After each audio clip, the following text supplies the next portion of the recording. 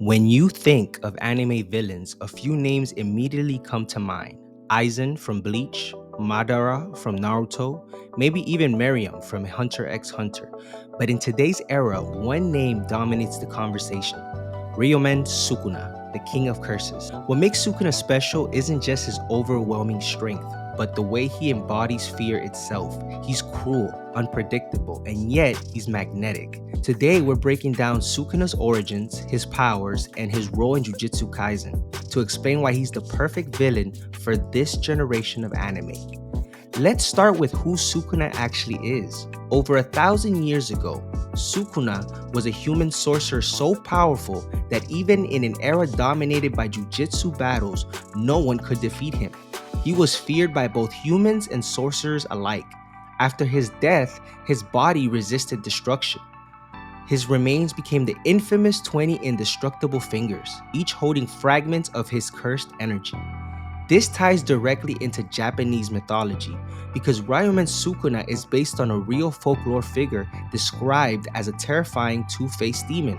Gege Akutami borrowed that myth and reimagined him as the king of curses, someone whose very existence rewrote the rules of power.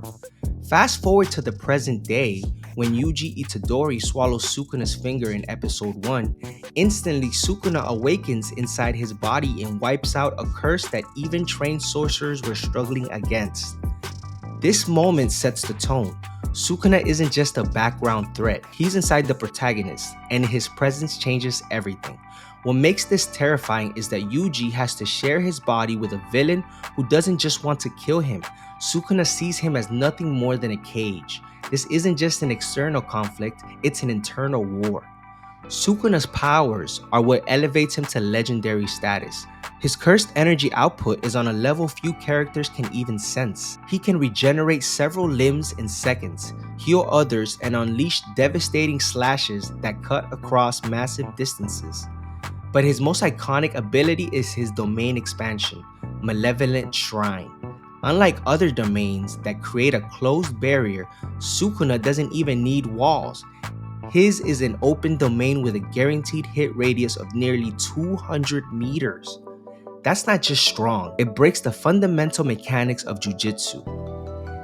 It shows that Sukuna is so far beyond everyone else that the very rules of the world bend to him. If you need proof of Sukuna's status as a perfect villain, look no further than his fight against Satoru Gojo, the strongest sorcerer alive. Fans debated for years who would win, and when the battle finally happened, Gege Akutami gave us one of the most technically complex fights in modern shonen. Sukuna adapted to Gojo's infinity, countered his limitless techniques, and even summoned Mahoraga, the adaptive Shikigami, to evolve mid-battle. The fact that Sukuna overcame Gojo cemented him as the threat of Jujutsu Kaisen. He's not just Yuji's enemy, he's the ceiling of power for the entire series. So why is Sukuna the perfect villain? Let's break it down. Number 1, unstoppable power. Sukuna isn't just another strong character, he's the gold standard of strength. Every time he appears, the scale of the story shifts. Psychological threat. Yuji isn't fighting just curses outside, he's fighting the ultimate curse inside himself.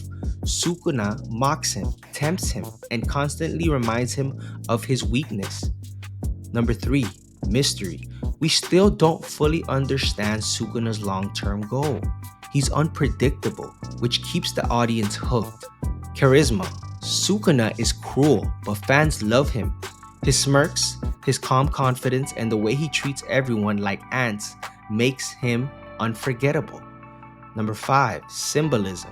Sukuna represents the absolute worst of humanity: cruelty, domination, and destruction. To beat him, Yuji has to overcome not strength, but what that strength represents.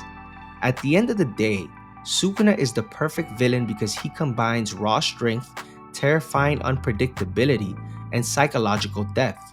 He's not fighting for justice or revenge or even ideology. He fights because he can, and that's what makes him so terrifying. For Yuji, beating Sukuna isn't just about saving the world, it's about overcoming the darkness that lives inside him.